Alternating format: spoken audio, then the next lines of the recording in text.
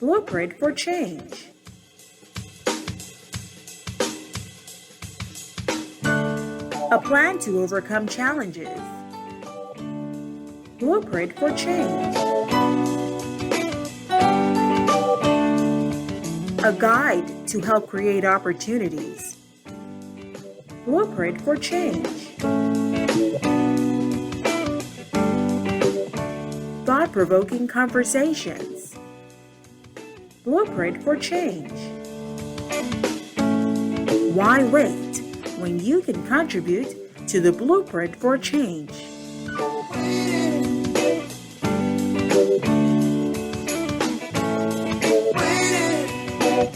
Good evening. This is Blueprint for Change, the show designed to change your perspective and how you think about national issues facing the Bahamas. We want to help you discover your blueprint for change. I am your host, Michael Diggiss, along with the co-host, Dale Happy Knowles. Dale, are you there? Yes, I am. So, Mike, how are you doing this evening? Well, we're doing fine. I mean, we first of all, we got slightly shifted because of the press conference, and now we're with the, I guess we're using old-fashioned technology to run the show tonight because apparently there's some internet challenges going on nationwide. So I guess we're going to stick with the old-fashioned telephone. How about that? Yes. Plain old telephone. Telephone. Yeah. So welcome. And I know we have another interesting and exciting show. So I will allow you to introduce our guest, and we could get right into it. Okay. Yes, Bahamas and listeners around the globe. Welcome again to our show, Blueprint for Change. And we've been having a conversation on reference to the mindset that is necessary to build the new built environment. And so we're going to continue the conversation today. But if you may want to, we'll encourage you to leave questions, comments, and suggestions on our Facebook page, Blueprint for Change Show. And we would love to be able to find a way to answer those with all of the internet challenges that is going on right now. The new built environment, we define that as the political, economic, and social environment of our society formulated through intentional thought and action, designed to create the greatest opportunity to build the highest quality of life for our citizens, residents, and those subscribing to and supporting the culture of the 242, and which will provide sustainability for generations to come. So we posted 3 questions that we want to cover tonight with our guests, and they are: what should the mindset of the private sector be in the new built environment? Should the private sector take the lead in driving the new built environment? And should the government be restructured to leverage the maximum potential of the private sector? So tonight, our guest is a very esteemed gentleman. He is a divinely driven architect, development planner, construction manager. He is the managing partner of Montgomery A. Pratt Associates. He started his career at age 13 years of age. And our host was like this one, under the guidance of Senior Building Inspector Charles Diggiss Sr. I wonder who he is. So, yeah, boy, you know, he already got a soft spot in my heart already, right? There you go. So he has been operating for 50 plus years, and he has been mentored by successful Wallace Whitfield, and he's had extensive international exposure in Washington, in the Maryland area, the Virginia area, under the Equal Opportunity Program Compliance, as an Equal Opportunity Program Compliance Officer, and a business contract specialist on the prestigious Metropolitan Washington Airport Authority Capital Development Program. Now, we'll get back to that in the show. That is going to be critical for our discussion. He's also a Facebook giant who is revered for his clarity, innovation, and depth of intellect reflected in his writings. The structure, composition, and meticulous attention to details for his proposals are captivating and allures us closer. In fact, it is this which drew my attention some 10 years ago to pay attention to what our guest was doing. He is very generous, helpful, and guides anybody who has a listening ear. And we have no doubt that this reflection is a reflection of his quality of professionalism, which is critical to the blueprint for change.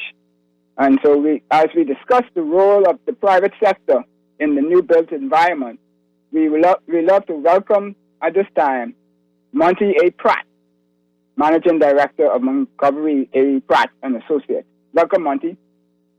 Good evening, gentlemen. Good evening, Bahamas. Good to be here on your show, and thank you for the invite. You're quite welcome. Yeah, you already have a soft spot for me, right? So, in two ways. First of all, as an architect, and then secondly, the fact that my father influenced you. That means, I am honored to have this privilege. So, Monte, I'm curious in terms of your scope of work and your thoughts. So, I look forward to a very interesting conversation. Yes. Yeah, like Dale mentioned, I got into this at a very young age of 13 as a summer student. Okay. Where I went to an architect engineering firm to be a messenger. That sounds familiar. Okay, that's like how we started. Okay, keep going. And I saw these guys in the drawing room. You had the engineering section. In fact, it was also a construction section. Okay. And so in those days, we draw with the T-square and the triangle, and we didn't have all the fancy instruments, and then later on the computer. Yeah. And so in those days, you work half day on Friday and half day on a Saturday. And so I had one of the carpenters build me a drawing board, and I cleaned out a room, and I set up my board, and they didn't know what I was doing until the boss came to look for me one day to do a delivery. And when they came into the room, he called the guys in the architecture section in, and there it was. I was drawing a church, and from that point on, he told the manager of the architecture section, put me in the drawing room and find another messenger, and that's my story how I began. Wow. So Monte, over the last couple of weeks, we've been discussing the mindset in the new built environment from various aspects. Last week, we had the Honorable A. Loftus Roker on the show, and we focused that show on speaking to the history from a time point of majority rule to independence in particular. We know you're an avid historian, so we know you always love to share your childhood stories and how things are connected and why we do what we do and the like, and put context to everything. Right. So we look forward to that this evening, right? Now, we touched on that early time of before majority rule, and in that time when we look at the private sector predominantly, as I understand it, was the Bay Street boys, oligarch private businessmen, right? And they drove all of the development in the most part, and they were also members of parliament, so they were able to script the laws and the like in order to facilitate what it is that they was trying to accomplish. So they had a lot of success. So we asked, were there any others back then who might have had a major play in the development from a private sector point of view? Well, what I can say, being in the industry so long, including prior to 1967 when the government changed, I would break what has happened historically down into 3 sections, and I would say there was the Bay Street Boys period, Okay. exactly the way you describe it. But what happened in those days, they were not paid cabinet ministers, they were facilitators, and Right. they made their money through contracts. But what they did in terms of the development of the environment and the Bay Street and the downtown, and as we know it today, they brought in the big British firms, the McAlpines, the Bernard Sunleys, I'm trying to remember the company that did the harbor project, Balfour Beatty. Okay. And so what they did, the big like the Bernard Sunley building and the Barclays Banks and government building and the first expansion of the Prince George Dock and major projects like that, they were done by these British firms that came in and had branches in the Bahamas, and they did a lot of infrastructure development in the Family Islands too. So what happened then was, whilst they came and they brought in the management side, they trained a lot of Bahamians to be supervisors and managers on these projects and stuff.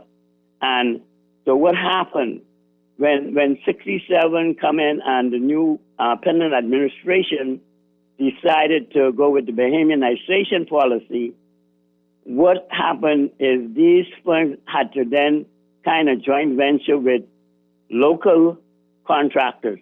And what happened is the gentlemen who were like supervisors and managers during the UVP era, they formed companies and they became the basis for your Bahamian companies, and mainly from the white community, the Cavaliers and the Sunco, but you had some local blacks too. And this was the second, what I call the second tranche of contractors, and they reigned from the majority rule period right up to during the Penland era, pretty much.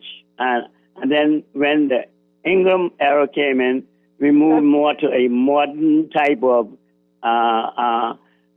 construction companies where the younger generation who went off to school, they came back home with the degrees, and they now form what I call the third section, which is current today. And we now on the brink of, based on your questions, I would say move into the next stage, which would be the 4th stage. Unfortunately, I made my notes online, and because I can't get online, I can't refer to the notes, so I would have to ad lib based on. So if you could constantly remind me of the 3 questions. We can get to those. Yeah, we'll stipulate them out. Yeah. Yeah, but I think I want to tag a little bit more on what you were saying. That first tranche with the British in what I call it the colonialization period. Right. Does that explain why, when I was a young boy, my father took me to Rob Johnson Clark, and I discovered that there was a British element in the country where all of the major projects in this country were done by British firms, architectural firms in particular. Yes. Okay. So that was part of that same, the British contractors coming in, the British engineers and architects. Exactly. Dominating the industry. Exactly. Okay. But ironically, all of these construction firms and architecture and engineering firms, even though they were British, they had Bahamians at the top level doing the work and pushing the work out, but they were not carrying the name. So you have a lot of old school architects like Quincy Hanna, Paul Hanna, father, Cambridge. I'm trying to remember Cambridge's place name at the Ministry of Works. Glenn Holmes out of Chippenham, and a number of what I call the old school. And I got to be mentored by these Bahamian architects as I got more into becoming and getting a practical experience. So, for example, Glenn Holmes was the office manager for the architectural section of the company that I work for, by the way, is Norman Arna Enterprises, which was up on Shirley Street behind Sacred Heart. And like I said, it was an AEC company. That would be architecture, engineering, and construction. And I don't know if you guys know or ever heard of Nigel Bain, but Nigel Bain was brilliant. He was the nephew of Rodney Bain, who was one of the top managers, permanent secretary type persons in government. Okay. And so Nigel was the manager of the construction division, and we had guys like Basil Nemore, who went on to become a brilliant engineer and road builder. That's Fenton Nemore's father. Right. And so this is how the architecture engineering core, even though a lot of us didn't go off to university at the time, we evolved. But at the time, we had what was called the Nassau Technical College, which became a part of the when they started the College of the Bahamas, and they took all of these tertiary colleges and integrate them into the COB. So the Nassau Technical College was where I went to study building practices, construction practices, materials, and all of the technical courses that they were giving at the time. And so most of us went, and between those night degrees, night school, and what we learned from the English folks, that's where we evolved. And so I like to kid with the young folks, because I mentor a lot of young people who now have their own practices.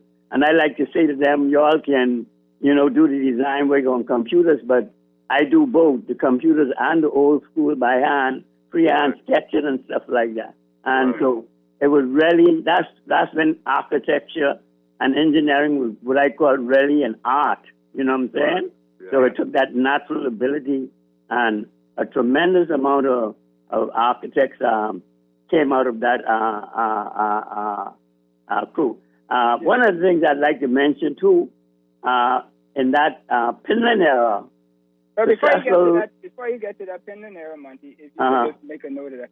So to finish off the pre-majority rule era with the Bay Street Boys, was that a intentional Bahamianization program, or the Bay Street Boys were only interested in the macro level, and it just so happened that these British people trained Bahamians to do what they needed to do? No, the Bahamianization program started under the PLP administration. The Bay Street Boys were totally into what I would say making money. And like I said, they were not full-time cabinet ministers, but what they did, they controlled the economy both in the public and the private sectors, because at the time, for example, you didn't have the Ministry of Works, or you didn't have the Ministry of Education. You had the Board of Works and the Board of Education and the board. So they headed these boards. They were chairman on the boards. Yeah. And so everything. Yeah. Exactly. And then because they were not being paid, when they issued themselves contracts, it was no conflict of interest. It was no conflict of interest. What they strategically did, they sliced the pie where they didn't cross each other's territory. And what I mean by that, the Kellys handles shipping and building supplies. Bells, they were into theaters and entertainment. The Simmons were into shipbuilding, shipyard, and housing development. Stafford Sands, he had the food stores. So what they did, they cut the pie up among themselves, and so they didn't have any conflict. Right. So it was very interesting what they monopoly. did. It's like a big Exactly. Yes, they may not have conflict, but they didn't allow the blacks to have any ownership, though. Right. No. And see what happened also, they were so powerful that if you, as a black Bahamian, if you step out of line, they would what you call blackball you, because you had to either go to one of the other private sector section or one of the government sections for a job. And once they put a blackball, so at the time, there were a few what I call mulatto Bahamians who had their own businesses and were kind of financially independent. And this is where the PLP evolved as a party. It did not begin with Linden and Cecil and those. It began with the Cartwrights and the Taylors out of Long Island. And in fact, ironically, Clement Pinder, which is not mentioned often, he's my first cousin. He was one of the founding members, and Mr. Greenwich from the Fort Hill, and I'm trying to remember the gentleman who had the store opposite the police barracks, right, where he used to sell punches. So this was the crew that the Bay Street Boys could not intimidate. Right. Mm-hmm. And so that was the root of the PLP that evolved into what we call majority rule and eventually became the government. And so once that happened, then Arthur Hanna was the brainchild behind the Bahamianization thing and forced these foreign companies that were already in place to participate with Bahamians. And believe it or not, the white Bahamians benefited more than the blacks, you know. I say that all the time, and people tell me I'm talking foolishness. You know, you get the Cavaliers and the Suncoast, and I'm trying to remember some of the names. Chester Bell, he was a big contractor. He built a Nassau shop. I remember that because my mom worked for the owner of the Nassau shop. But a lot of those buildings that were built downtown, the Barclays Bank building, the Bernard Sunday building, the Churchill building, which is now the cabinet, the cabinet office. Yeah. And so then they did all the infrastructure work, the sewer system that runs through the city. You know, the sewer system, it runs from out to Cable Beach and out east. It's on the north side, and that is where they live. They live on the north side, so they never looked at putting in a proper sewer system on the south side, which where the minority. So that's why we have the dilemma that we have today with the outdoor toilet over the hill. So they took care of themselves in terms of proper infrastructure and the. Yeah. So Monty. Yeah. Sorry, Monty and Happy. We're gonna have to take our first break, and you know, it's amazing how the time goes. So when we come back, Monty, I would like for us to and Happy to dive into this whole question about you know, the mindset that Happy has been talking about. So right. We'll take our first break. Yes. We'll be right back after these brief.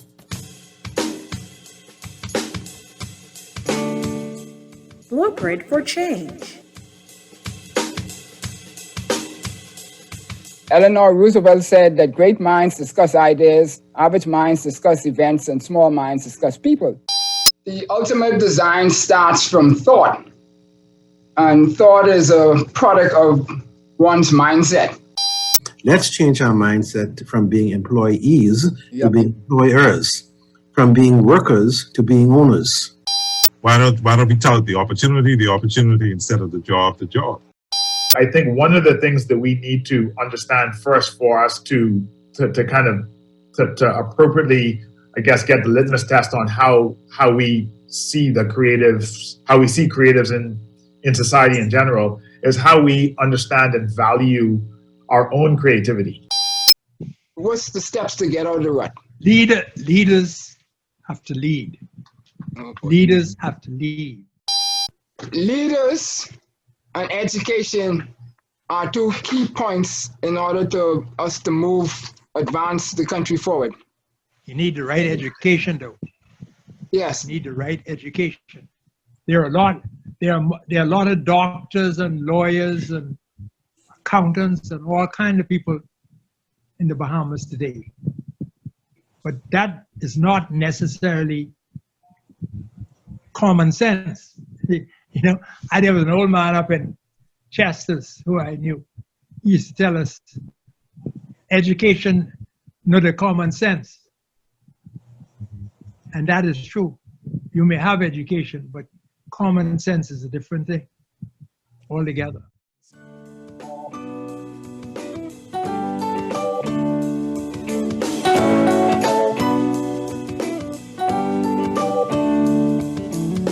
Welcome back to Blueprint for Change, the show designed to change your perspective and how you think about national issues facing the Bahamas. We want to help you develop your Blueprint for Change. Happy and Monte, I think Monte gave us such a rich historical perspective on what was happening kind of pre-majority rule and before the immunization took place. So I think Happy, you wanted to have Monte move into the mindset of the Bahamianization part of peace. Right. Yeah, excuse me. Yeah. So, yes, I was just about to touch on that and say that we need to move on to that. So, basically, post-majority rule, we moved into an environment where the government took the lead in development, as opposed to the private sector pre-majority rule. So all controls and the like, I think it's fair to say that, right? So we have 25 years of peace and 25 years of famine in all intents and purposes. So the question I would ask is, what is the predominant mindset of the private sector during this year of government leading development? Let me share what happened when the Penning administration took over. Successor, well, he was inside at the time, but he became the first minister of works, and he had a heart, even though Arthur Hanna was the real driving force behind Bahamianization.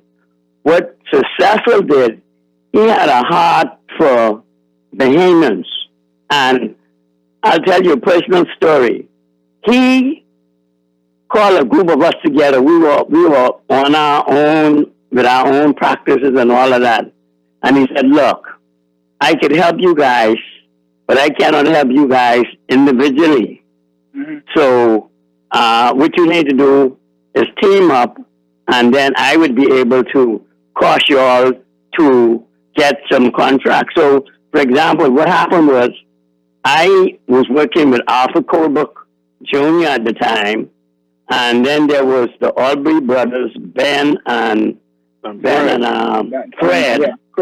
And there was Adam Maycock, I think Alexander Johnson, I think he might still be at the Ministry of Works.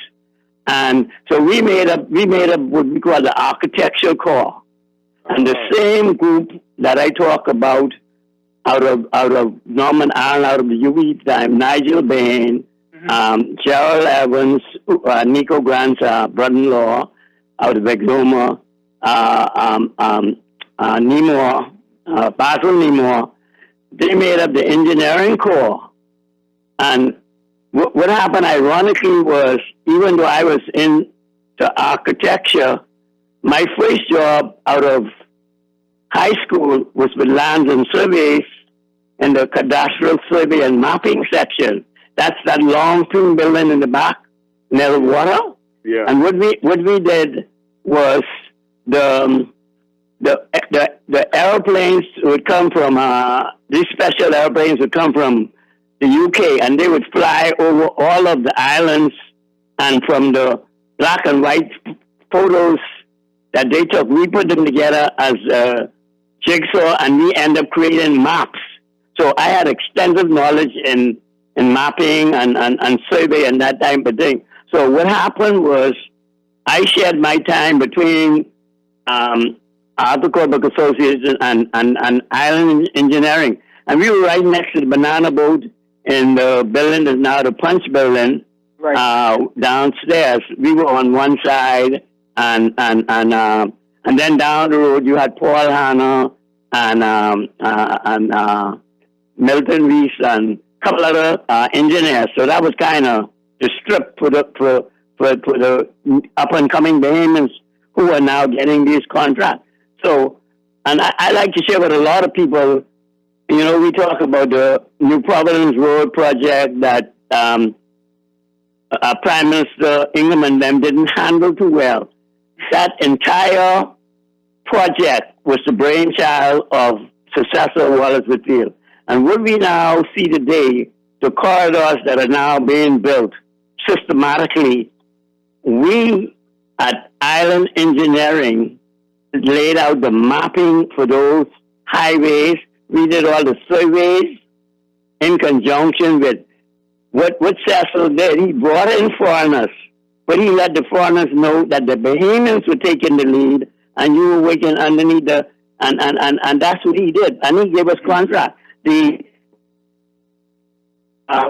was the Stephen Dillard and the Uriah Maxey schools that were, and I remember Cecil saying, I want every school in the Bahamas to be air conditioned, and that was the first prototype model that a company came in from Florida called Greenleaf and Teleska, and they joint venture with Arthur Corbett Associates and our team to design those two schools. Now, one of the problems that we have in the Bahamas, and this is something I'll touch on later on, is we don't maintain. Mm-hmm. And so the challenges with those schools were always the air conditioning system. Yeah. Because we never, but the whole idea was to cause the Bahamian children to be as comfortable as possible with their learning. And like I said, Cecil wanted every school in the Bahamas to be air conditioned. And so he was kind of way ahead of his time. And I always said that is unfortunately he never got to become the leader, because I think we'd have been much better than we are now, you know? Yeah, so that's my only question to you, is for those schools, you know, from an architect's perspective, you know, the question has always been raised, why no windows, particularly in our environment?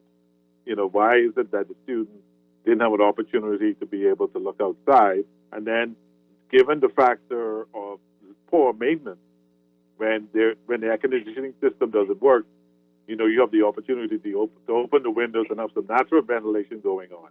I think that was one of the concerns raised when they saw a building going up and no window. Yeah.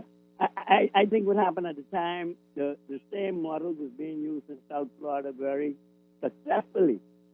But of course, you know, the Americans do things different than the way we do. And I tend to agree with you. And I think we just took off that model and did not consider the points that you raised, which should have been considered. You know, having air conditioning is fine, but maybe we should have had the windows and so forth in those buildings. You know. Yeah, it's almost like when we talk about why we moved from the clapboard house with the pavilion around the house and raised off the floor and all that, and we go to the Americanized system that we do now, right? That's a good segue into, before we get into the next section, which is the creating the environment for change, is that under the government lead of the development, we had, like I say, the feast and famine. And so if the immunization was providing such a successful model, then come the second 25 years, we seem to have just either coasted along in one direction, or we have been going downhill. We have never seemed to have gone uphill during the last 25 years. What was the significant difference in the mindset of the private sector? Because my thinking is that the private sector really has to be a major player in defining the direction of the country. So what was the mindset which caused it to go down? Was it something like being risk adverse and not putting your money for it no more? What kind of issues did cause it? I think what happened was as the Haymans that went off came back. I hear you, Monty. Yeah. Can you hear me now? Hello? Yeah, we hear you now. Yeah. Yeah, no, I said the Bahamians that went off, particularly in the architecture and engineering areas, they became what I call, I would say, a little tribal. The British trained architects felt as though they were probably a little more upscale than those who went to America or Canada, and so they never really came together as a group that would be able to be a force to deal with the government, to put some kind of program to government that would be beneficial to them today. And then the same thing kind of happened in the construction sector. So it more or less became like a competition as opposed to working together and costing the government, because you got to remember now, members of parliament, they are not the professionals. They need guidance. Right. And so what happened is, because that didn't happen, they became the ones who start setting these policies and things without really having what I call the professional background to do so. For example, one of the things you might know or be aware of, most cities have what is called a city architect, right? Yeah. And that's an official position in government, and the city architect is responsible for directing and coordinating and collaborating all of the architects. So you create this environment that you want to create rather than everybody doing their own thing. So this is where you get the proper parks, the parks within the city, the waterside, waterfront design, and all that, because the city architect, he is not so much of being involved with things, but he is directing, you know? Yeah, he's like the director in a movie. Sorry, Monty. Happy, don't we have the chief architect of the country? Didn't we not create that position? Whether we have something on paper and we have something that is functional is something in different story, and we're going to get to that point too. Wasn't that the intent? Wasn't that the intent? That was being developed? Possibly. I don't know if it ever materialized. That I don't know. I can't speak to that. But there's a number of things that were supposed to happen that didn't materialize also from across the 50 years. That at least particularly from the telecom arena that I know about. So if we move on to the area of creating the environment now for success, right? Then if we can say, should the mindset of the private sector be in the new built environment, right? So if we talked about the new built environment earlier being the political, economic, and social environment for society to formulate through intentional thought designed to create the greatest opportunity to build the highest quality of life for our citizens, residents, and those who subscribe, right? So should the private sector be in the built environment? What should their mindset be in the built environment? Yeah, let me say this. I think we have a habit of looking at other countries and other nations with respect to what they're doing, and so talking about the new environment, we in the Bahamas, we are an archipelagic nation, And what has happened with the countries, like, say, Jamaica has two major cities, Kingston and Montego Bay, or Florida. They focus on city. And what is happening now in the new environment is that the population is being drawn to city as opposed to suburb. And right now, half of the population lives in cities. And by 2030, at least 5 billion people are going to be living in cities. Yes. We don't have any cities in the Bahamas per se, so that model doesn't suit us. But on the other hand, we have islands, family islands so we need to create a model that would suit our new environment. And so the private sector, both the government, has to come together and look at that and create the right formula to cause this to happen. Because why they are doing it in the big cities, when they move the population where people can live in a building and work in the same building, that eliminates a lot of the traffic. So it reduces the carbon footprint in those big cities with all the smog. But we don't have that problem in that we are islands.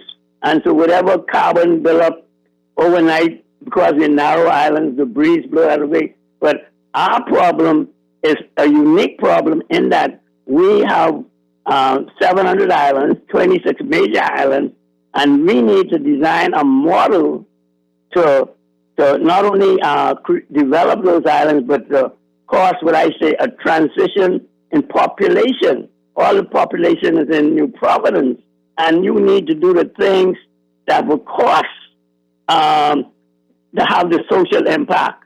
And until you have the same things that you have in New Providence and those family islands, people are going to want to stay in the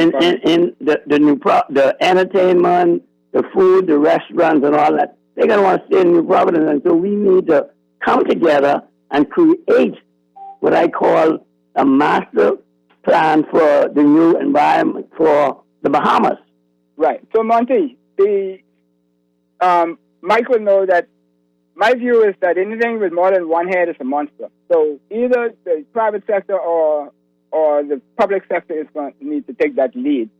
So which would be, I know we need to work together. There has to be collaboration, but somebody has to be the leader of it, right? So who would be best suited to be leader of that? Creating that environment. Your sound gone again, Monty. Yeah. The problem that I see is to get the politicians to understand, allow the private sector to take the lead. Too often we see ministers talking tactical things that they really not have no knowledge about, and that's the truth. Monty, you're fading. I work in Washington on the airport authority, and I have yet the politicians come on the job site or at a groundbreaking. Monty, can you hear us? Monty, can you hear us? Yeah. Yeah, you're fading. You hear me? Yeah, I can hear you now. You're coming back. Can you repeat Okay. that? Could you repeat that, please? Yeah. Okay, no, what I was saying was the challenge that we have is with the political the public sector, where they need to understand that the private sector should take the lead and they should be followers and listen to the private sector and let them take the lead role in causing the kind of environment that we need to happen. And like I said, politicians tend to want to take the lead and be discussing technical issues that they have no knowledge of. And that is the main problem and the mindset that we have to change first. Mm-hmm. That's interesting. Yeah. Well, that's how do you do that without them feeling as if they don't have the political influence and are able to convince the electorate that they could do whatever they need done. Like, for example, they make all these promises, and if they are not the ones leading that, how do they? What should be their message in terms of the political environment? What should that messaging be? The thing about it is, politicians, and because of my experience working in the United States, is the politicians should be the facilitator and allow the private sector to take the lead. And would they, for example, the equal opportunity program that I worked in, that program was set up to allow and to cost a system of trickle down so that the big giant companies wouldn't have all the money. And it was a federal government program that by legislation caused contracts to trickle down to the smaller contractors and individual specialists. And what happened is that in the United States, so they don't have to use these, like doing building sidewalks and this and that around election time to as a thing to get their supporters. If you put a system in place that's fair and equal to everybody, you're going to be elected automatically. You don't need to. And so that is the problem I see that we have in dealing with, and some of the things that are causing to be a challenge to the private sector. But the government is not on the fall themselves. The private sector themselves need to become more organized. Right. Yeah. I see the Contractors Association is trying to come together, but it needs to be done in a more concerted way. Not only come together to get work, but come together to influence how the country is to be developed. Right. I agree with you. I like that word facilitators. I think it's important for, the clarity of what should the role of government be. And if from what Happy is kind of driving us towards is that new mindset, then should be one of government as facilitator, private sector as the driver of because as you know, Monty, in most developing countries and most economies, the private sector is the driver of the economy, not government usually. Exactly. Right. So if we look at your private sector, public-private partnership structure again, a little bit more deeper. The Metropolitan of Washington Airport Authority Capital Development Program on the opportunity scenarios that you spoke of. How would we want to structure something like that in the Bahamas? Does that require set positions, or is that just legislative? Because you had a key role there, which your title there really did not represent what you were actually doing in Washington. Okay.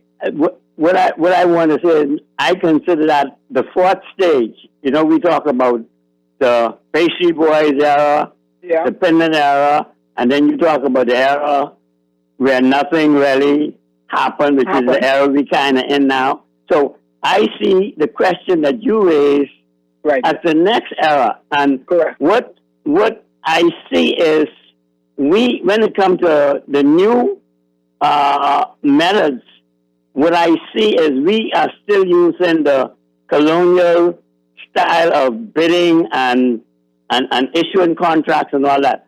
Let me give you a case, an example. At what happens at the airport authority, we were developing 2 airports, $2 billion development, hundreds of contracts. There was a construction management company that managed the entire operation. And then there were contracts that would break into different sectors. But even more so, they would break into subsections. So, for example, we had to build an emergency terminal because they didn't have no place for planes to park and planes would circle it. So they decided to build a 12-gate terminal out at midfield. And what happened was there was no general contractor. The pile contractor came in, he drove the piles. The foundation contractor came in, he put in the foundation. The steel guys came in, put in the steel. The cladding guys came and put in the cladding, the window guys. So it was a system that was being managed by a construction management. And so I believe we need to move away from this system of bidding and competition and allow companies to be more niche and specify in particular areas and master those areas. And so, like I mentioned, on that building, 3,500 piles had to be driven in the ground because it's soft mud and all that. So that company came in and they came in and they did the 3,500 piles, and they probably went and moved on to the next company. And in the meantime, the steel company was doing the steel frame, and once the foundation was finished, they came. And I think that way you spread the economic pie over more companies, and you create more employment. So I think we need to move away from this competition thing. Almost what I call, we need to go to a Henry Ford system of building a car, where the car moves along the assembly line, and each person is a specialist. So everybody gets a piece of the pie, and the country develop. But you have this project management at the top, which is to go between the government, the public sector, and the private sector. And I think that's the next phase that we, especially with the new technology of building information management, where what happened nowadays, building information management, no longer you go to Miami and you buy windows for a building. When the architect is drawing the building, he make contact with the factory before the building gets to the ground. And so you save money and you get jobs done. At the airport authority, I've been there for 4 years, and every job came in on time and under budget, every single one. Mm-hmm. And that's the stage that we need to move to. Right. Well, that happens a lot more so in the private sector with certain developers. That's the approach they take, that construction management and the, where they bring in all of the stakeholders and collectively they determine how best to execute the work. And the general contractor role really is kind of almost is removed from the equation. Right. So right. I think your point is valid. So happy. Unfortunately, we got 5 minutes left, and this happens all the time. So don't feel so bad about it, Monty. But happy. All right. So let me just ask us one quick question, then, Mike. So Monty, if I was to make you the czar of national development in the Bahamas right now, what would be your significant recommendations besides the private sector leading? What the restructuring or the movement of the private sector should be? Okay, let me see if I can do this quickly because we don't have much time. Mm-hmm. I wrote a paper. What is happening now? The Bahamas should no longer be managed by a central government. We need to change our geopolitical layout. Now, I always say this to people. The Bahamas, a lot of people say the Bahamas is 100,000 square miles. The Bahamas is 140,000 square miles, okay? When we take in the Key Sahel area and all of that, in terms of land and water area. That is exactly the size of the state of California, okay? Now, how could you manage? So within my plan, what I have done is I have divided the Bahamas up into 5 economic zones. And New Providence itself is one economic zone. And for example, the Northern Bahamas, which is Abaco, Grand Bahama, and Bimini, is the Northern Bahama zone. But then Grand Bahama itself is divided into 3 zones, which is West Grand Bahama, Central, which is Freeport, and East Grand Bahama. And so when you do that, it allows you to not only from a physical planning point of view, but even from a governmental point of view in terms of local government. So you could better manage the development, and then you create competition, and then you also, there's no way that MyCal, the Southern Bahamas, should be paying the same prices, for example, for gasoline as the Northern Bahamas that has more. So when you divide the country up in these economic zones, you could then create quasi or smaller government to do the infrastructure management, and then let the central government again be the overall facilitator, but give more Bahamians. And we have a ton of Bahamians here and abroad that could fill in these posts. And so, for example, the problem that we have in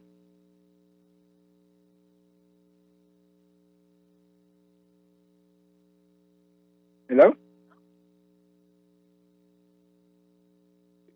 Hello, Mike, you there? Yeah, Monte. I think we may, Happy. I think we may have lost Monte. Monte A, yeah. Yeah. So anyway, let's.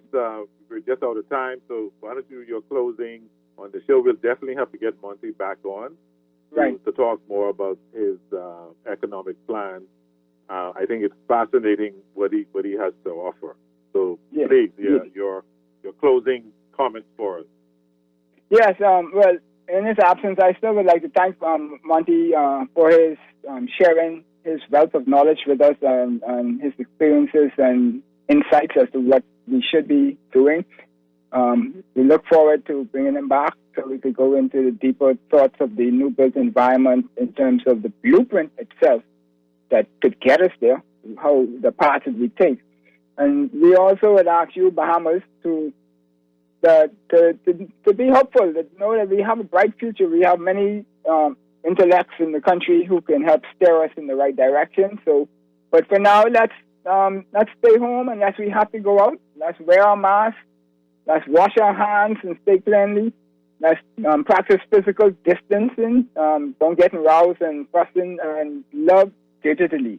Always There you love go. digitally. Yes. Thank you.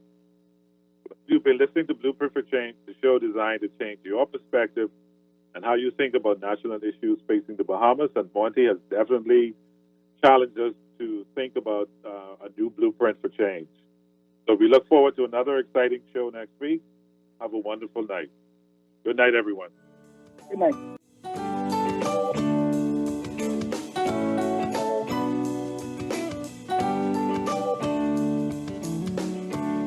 Blueprint for Change is a collaboration between Michael Diggiss and Associates and Dom Dev Enterprises Limited.